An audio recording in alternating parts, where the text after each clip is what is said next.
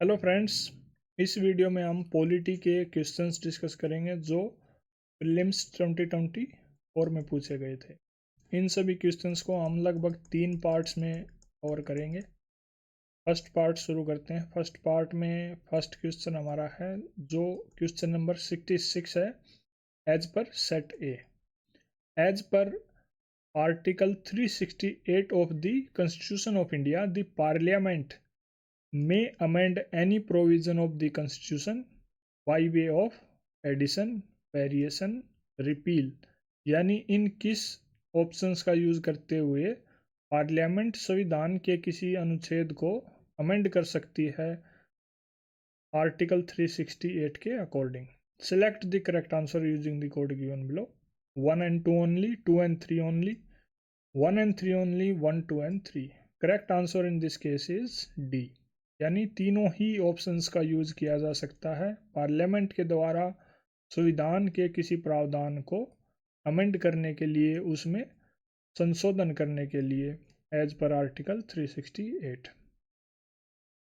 2013 में अमेंडमेंट से related question था, तो आप देख सकते हैं। Now they have asked article number 368। इस टाइप से जो थीम है, जो टॉपिक है पीवाईक्यू के, इम्पोर्टेंट हो जाते हैं। हर कीवर्ड इम्पोर्टेंट हो जाता है, उसको उसका रिपीटिशन पॉसिबल है, उस कंसेप्ट को पढ़ना इम्पोर्टेंट हो जाता है। आर्टिकल 368 के बारे में लेक्चर 9 में हमने डिटेल से डिस्कशन किया है। Link will be given in I button. इस क्वेश्चन के रिगार्डिंग हम देखते हैं। 368 का सब क्लोज 1 जो है उसमें क्लियरली तीनों वर्ड्स मैंशनड हैं। Notwithstanding anything in this constitution, Parliament in exercise of its constituent powers amend by way of addition, variation और रिपील। इन तीनों ही प्रक्रिया का यूज करते हुए या इन तीनों में से किसी एक का यूज करते हुए पार्लियामेंट अपनी कंस्टिट्यूएंट पावर को यूज करते हुए संविधान के किसी भी प्रोविजन को अमेंड कर सकती है। Next is question number 2। Which of the following statements are correct in respect of money bill in the Parliament. Parliament में जो धन विधेयक होता है उसके रेफरेंस में 4 स्टेटमेंट दे रखी हैं। हमें ये बताना है कौन कौन सी ठीक है। फर्स्ट क्या है? Article 109 mentions special procedure in respect of money bills. यानी मनी बिल्स के रिगार्डिंग में जो विशेष प्रक्रिया है उसका उल्लेख अनुच्छेद 109 में कर रखा है। Second, money bill shall not be introduced in council of states. यानी जो धन विधेयक है उसको राज्यसभा में मतलब पेश नहीं किया जा सकता। Then the Rajya Sabha can either approve the bill और suggest changes but it can not reject it. जो राज्यसभा है वो उसको बिल को या तो अप्रूव कर सकती है या कुछ रिकमेंडेशंस दे के वापस भेज सकती है, लेकिन वो उसको रिजेक्ट नहीं कर सकती। Amendment to a money bill suggested by Rajya Sabha have to be accepted by the Lok Sabha. यानी जो राज्यसभा ने मनी बिल में बदलाव या कुछ सजेशंस, कुछ अमेंडमेंट्स जो हैं, सुझाए हैं, वो लोकसभा को एक्सेप्ट ही करने हैं। So in this case correct answer is C. यानी फोर्थ स्टेटमेंट गलत है, बाकी तीनों ही स्टेटमेंट ठीक है। मतलब लोकसभा पे ये बाउंडेशन नहीं होती कि भाई राज्यसभा जो भी सजेशन दे वो माने ही। इट इज़ दी मतलब पावर ऑफ लोकसभा कि वो राज्यसभा के द्वारा दी गई रिकमेंडेशंस को माने या ना माने। Rest 3 statements are correct. Money bill पे आप देख सकते हैं बहुत सारे क्वेश्चंस पूछे गए हैं। 2013 में मनी बिल पे क्वेश्चन आया, 2015 में मनी बिल पे क्वेश्चन आया राज्यसभा की पावर्स के रेफरेंस में। 2018 में मनी बिल पे क्वेश्चन आया, ये पूछा कि कौन सी स्टेटमेंट करेक्ट नहीं है। Lecture 11, lecture 14 and lecture 15 of Indian polity PYQs, इनमें हमने मनी बिल को डिटेल से डिस्कस किया है। आर्टिकल 109 जो यहाँ इस क्वेश्चन में मेंशन है, ये है special procedure in respect of money bill, यानी मनी बिल के रिगार्डिंग जो विशेष प्रक्रिया है उसको पास करने की, वो क्या है। सबसे पहला पॉइंट क्या है, a money bill shall not be introduced in council of states, यानी राज्यसभा में मनी बिल इंट्रोड्यूस कभी भी नहीं किया जाएगा, सिर्फ और सिर्फ लोकसभा में इंट्रोड्यूस उसको करना है।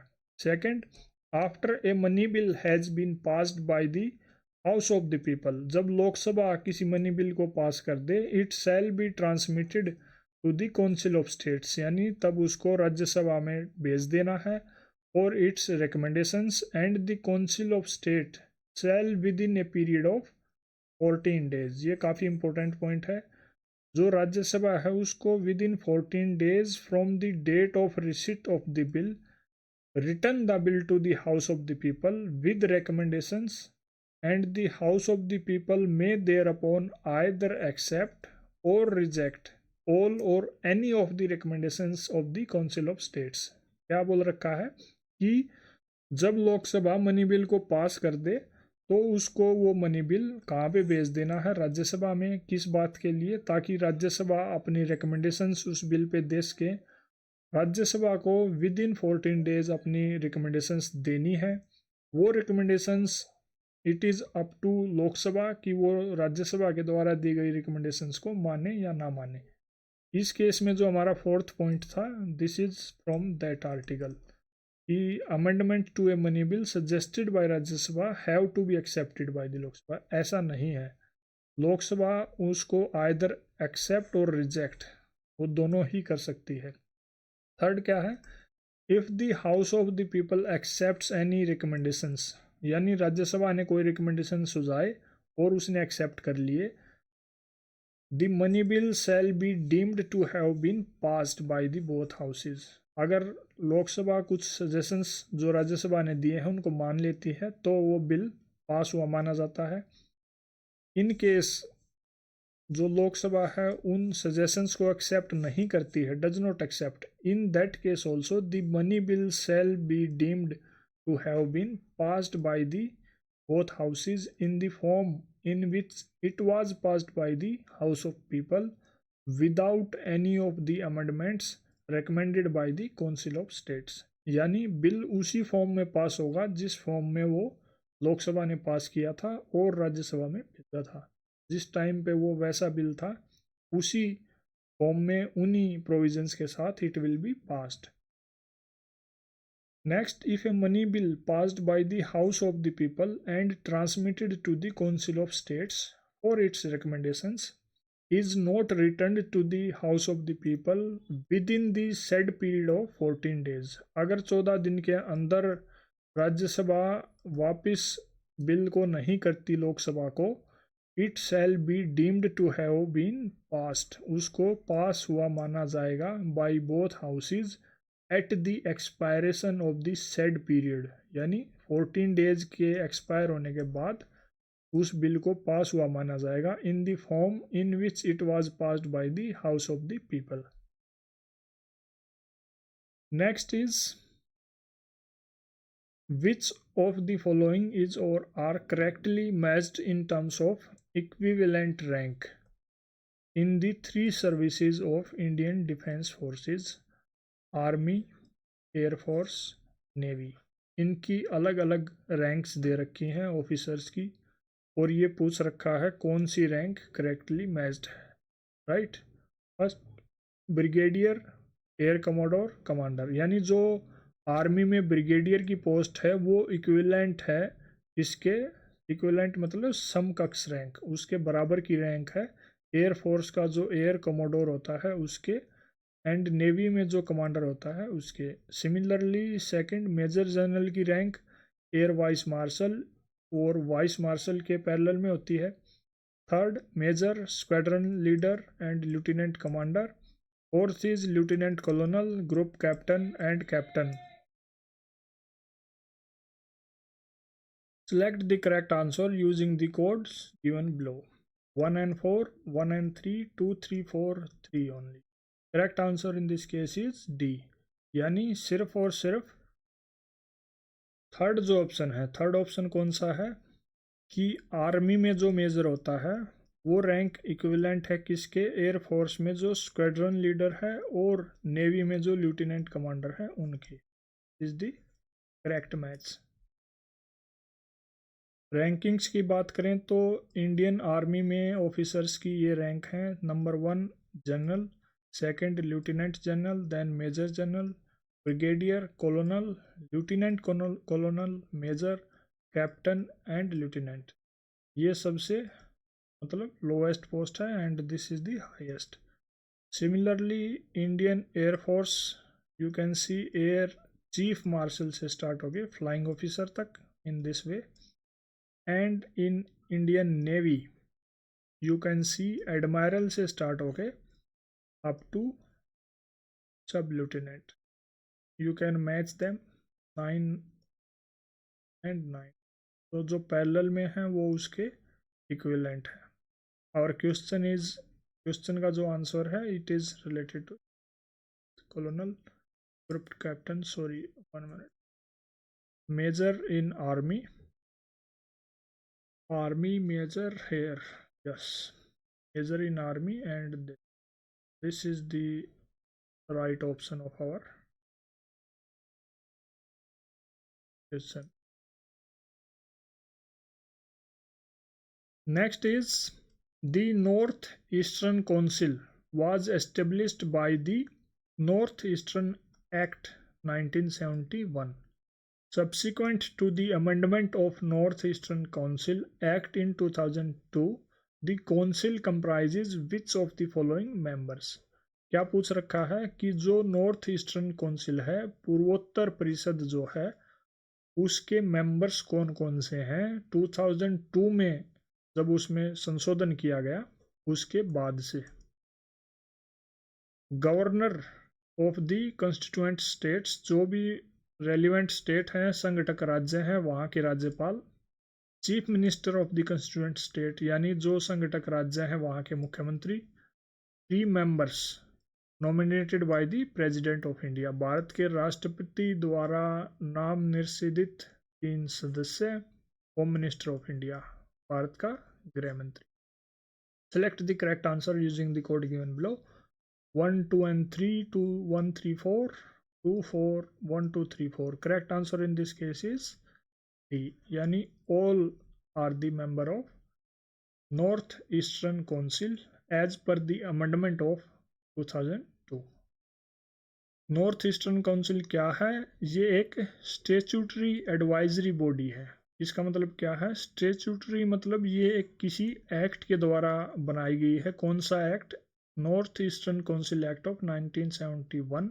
एडवाइजरी का मतलब क्या है कि ये सिर्फ रिकमेंडेशन देंगी, कोई इसकी बाइंडिंग मतलब नेचर नहीं है उनका, ये सिर्फ सजेशन एडवाइस दे सकती है। That is the main power. ये इफेक्ट में आई 1972 में। क्यों इसको बनाया गया? ताकि जो सोशियो इकोनॉमिक डेवलपमेंट है वो इंश्योर की जा सके। कहाँ की? नॉर्थ ईस्टर्न स्टेट्स की। नॉर्थ ईस्ट में कौन कौन सी स्टेट्स? 8 स्टेट्स इसके अंडर में कवर्ड हैं। 8 स्टेट्स कौन सी? Sikkim, Arunachal Pradesh, Assam, Meghalaya, Nagaland, Manipur, Mizoram and Tripura. These states are covered under the provision of north eastern council. इसका जो मेन हेडक्वार्टर है वो शिलोंग में है। Shillong is the capital of Meghalaya state. It functions under ministry of development of north eastern region, जिसको डोनर भी बोलते हैं। इसकी जो कंपोजिशन है उसमें नंबर 1 होम मिनिस्टर आते हैं जो इसके एक्स ऑफिशियो चेयरमैन होते हैं।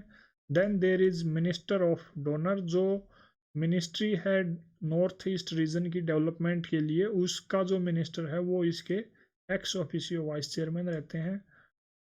आफ्टर दैट जो भी स्टेट्स हैं उनके governor and CMs, then 3 members nominated by President of India. Next is how many delimitation commissions have been constituted by the government of India till December 2023। दिसंबर 2023 तक भारत सरकार द्वारा कितने परिसीमन आयोग गठित किए गए हैं? 1 2 3 4 correct answer in this case is 4।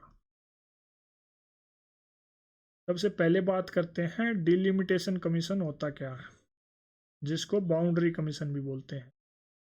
Delimitation commission को समझने से पहले हमें यह पता होना चाहिए डिलिमिटेशन का मतलब क्या होता है। डिलिमिटेशन का मतलब ये है कि ये एक प्रक्रिया है जिसके जरिए जो टेरिटोरियल बाउंड्रीज हैं किसी भी कंस्टिट्यूएंसी की, उनकी लिमिट सेट की जाती हैं। सपोज कोई एमएलए किसी एक पर्टिकुलर कंस्टिट्यूएंसी से मतलब इलेक्शन लड़ रहा है, तो उस कंस्टिट्यूएंसी का एरिया क्या होगा, कौन कौन से वोटर्स उसमें इंक्लूडेड होंगे, कहाँ तक उसका रीजन होगा, उस चीज़ को डिसाइड करना की जो प्रक्रिया है उसको डिलिमिटेशन बोलते हैं। और इस प्रक्रिया को जो बॉडी या जो ऑर्गेनाइजेशन करती है दैट इज डिलिमिटेशन कमीशन या बाउंड्री कमीशन।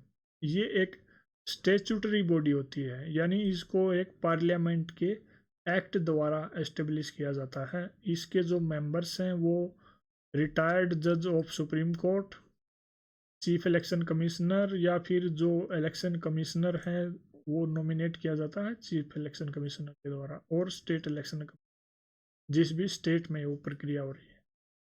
इसके जो ऑर्डर्स हैं उन वो लॉ की तरह, कानून की तरह काम करते हैं और उनको किसी कोर्ट में चैलेंज नहीं किया जा सकता। इन एडिशन टू दिस, इसके जो ऑर्डर्स हैं वो लेजिस्लेचर के सामने पेश किए जाते हैं और लेजिस्लेचर उनमें कोई मॉडिफिकेशन नहीं कर सकता। 4 बार ऐसा कमीशन सेटअप किया गया है 1952, 63, 73, 2002 में।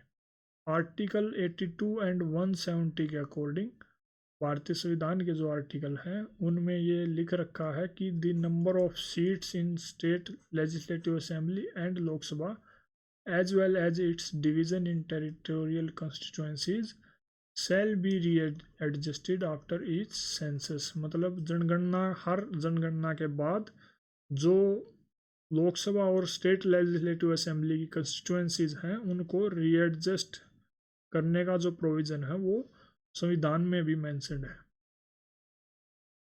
Next is the constitution 71st amendment act 1992 amends 8th schedule to the constitution to include which of the following languages. यानी जो 8th शेड्यूल में 71st अमेंडमेंट किया गया कब, 1992 में। उस संशोधन के जरिए कौन सी भाषाएं 8वीं अनुसूची में ऐड की गई, Konkani, Manipuri, Nepali, Maithili. Select the correct answer using the code given below. A 123 124 134 234। Correct answer in this case is 123, यानी कोंकणी, मणिपुरी और नेपाली 3 लैंग्वेजेस इस एक्ट के जरिए 8th शेड्यूल में ऐड की गई थी। ओरिजिनली कितनी लैंग्वेजेस थी उसके बारे में बात करते हैं। 8th शेड्यूल 2014 में एक क्वेश्चन आया था शेड्यूल्स पे, उसमें एंटी डिफेक्शन के बारे में पूछ रखा था। Anti defection as we know 10th schedule है, लेकिन उसके जो बाकी 3 ऑप्शंस थे उनमें 2nd, 5th और 8th शेड्यूल के बारे में बात हो रखी है। तो इसलिए हर ऑप्शन को भी एनालाइज करना इम्पोर्टेंट है। 5th शेड्यूल पे भी क्वेश्चन पूछे जा चुके हैं, 8th शेड्यूल पे ये क्वेश्चन आप देख सकते हैं 2014 के बाद में 2024 में। 8th शेड्यूल क्या है? 8th शेड्यूल में ऑफिशियल लैंग्वेजेस की लिस्ट हैं जिनको संविधान ने रिकग्नाइज कर रखा है। इनिशियली 14 लैंग्वेज थी। कौन कौन सी? आसामीज, बंगाली, गुजराती, हिंदी, कन्नड़ा, कश्मीरी, मलयालम, मराठी, उड़िया, पंजाबी, संस्कृत, तमिल, तेलुगु, उर्दू। देन 1967 में सिंधी ऐड की गई। 1992 में 3 और लैंग्वेज ऐड की गई संविधान में संशोधन करके। संविधान में संशोधन क्यों करना पड़ा? क्योंकि जो ये शेड्यूल है it is provided in the constitution of India. Konkani, Manipuri, Nepali add की गई 1992 के संशोधन के द्वारा। ये हमारा क्वेश्चन है। देन 2004 में ऐड की गई बोडो, डोंगरी, मैथिली, संथली एंड 2011 में एक और बदलाव किया गया। क्या? ओरिया जो लैंग्वेज है उसका नाम की स्पेलिंग चेंज कर दी गई टू उड़िया। क्लासिकल लैंग्वेजेस का भी हमें पता होना चाहिए। क्लासिकल लैंग्वेजेस हमारी Tamil, Sanskrit, Kannada, Telugu, Malayalam and Oriya. 8th schedule के रिगार्डिंग दो आर्टिकल जरूरी हैं जानने। कौन से? 344 एंड 351। 344 में क्या लिख रखा है article? Commission and committee of parliament on official language, यानी जो ऑफिशियल लैंग्वेज है उससे रिलेटेड कमीशन और कमिटी का क्या प्रोविज़न है वो इस आर्टिकल में मैंशनड है। क्या बात कर रखी है? The president shell eight the expiration of 5 years, 5 साल खत्म होने पर, कब से? जब से संविधान का कमेंसमेंट हुआ है उसके 5 साल बाद, and thereafter at the expiration of 10 years, हर 10 साल के बाद, from such commencement, by order constitute a commission. President को एक कमीशन बनाना है संविधान शुरू होने से 5 साल बाद और उसके बाद 10 साल बाद। किस बात के लिए? 8th शेड्यूल से रिलेटेड जो भी लैंग्वेजेस हैं, डिफरेंट लैंग्वेजेस हैं, उनसे उनके मतलब रिगार्डिंग क्या ड्यूटीज़ होंगी उस कमीशन की, वो ड्यूटीज़ अगले क्लोज में मेंशन कर रखी हैं कि भाई progressive use of Hindi language और ऑफिशियल पर्पजेज की, जो ऑफिशियल पर्पजेज है भारत सरकार में ऑफिशियल तौर पे हिंदी लैंग्वेज का जो यूज़ है वो प्रोग्रेसिव तौर पे हो, उसके रिगार्डिंग रिकमेंडेशंस देना। इंग्लिश लैंग्वेज के यूज़ पे जो रेस्ट्रिक्शंस हैं उनके रिगार्डिंग रिकमेंडेशंस देना। और language to be used for all or any purposes mentioned in article 348 में जो मैंशनड है उसके रिगार्डिंग लैंग्वेज के यूज़ के रिगार्डिंग रिकमेंडेशंस देना। किस टाइप के न्यूमरल्स यूज़ हों उनके regarding. Then any matter referred to commission by the president, president अगर कोई मैटर इस कमीशन को रेकमेंड करता है, जो कमीशन उन्होंने सेटअप किया है उसके उस मैटर के रिगार्डिंग भी अपने सुझाव, एडवाइस, रिकमेंडेशंस प्रेसिडेंट को देना। वो मैटर किससे रिलेटेड होगा? ऑफिशियल लैंग्वेज से related. After that, in their recommendation, in making recommendations under clause 2, the commission shall have due regard to the industrial, cultural and scientific advancement of India, यानी जो भी ये कमीशन रिकमेंडेशन देगा अपनी, उसमें इसको इंडस्ट्रियल, कल्चरल और साइंटिफिक एडवांसमेंट इंडिया की हो उन चीज़ों का भी ध्यान रखना है।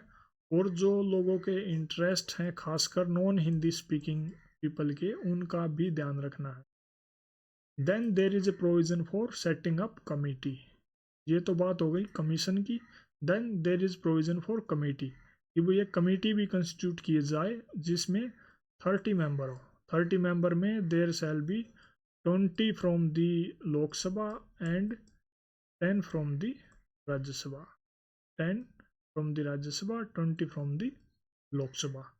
ये इलेक्ट किए जाएंगे उसी हाउसेज के जो मेंबर्स हैं उनके द्वारा, with a system of proportional representation by mean of single transferable vote। इस कमेटी की क्या ड्यूटी होगी? इस कमेटी की ड्यूटी ये होगी to examine the recommendations of the commission, जो ये कमीशन बनाया है, ये कमीशन जो बनाया है उसकी रिकमेंडेशंस उन्होंने जो अपनी एज ए ड्यूटी रिकमेंडेशंस दी हैं, उन रिकमेंडेशंस को एग्जामिन करने का काम इस कमेटी का होगा। Then there is article 351। इसमें क्या है? Directive for development of Hindi language, यानी जो हिंदी लैंग्वेज है वो उसको डेवलपमेंट, उसकी डेवलपमेंट करना, उसको प्रमोट करना। It is the duty of union to spread the Hindi language, ये यूनियन की ड्यूटी है। अगर कोई गवर्नमेंट हिंदी का प्रमोट कर रही है तो वो अपनी कॉन्स्टिट्यूशनल ड्यूटी को निभा रही है, क्योंकि कॉन्स्टिट्यूशन के आर्टिकल 351 में ये मेंशन्ड है। That is all about today's discussion. Thank you. Next part में हम डिस्कस करेंगे बचे हुए क्वेश्चंस।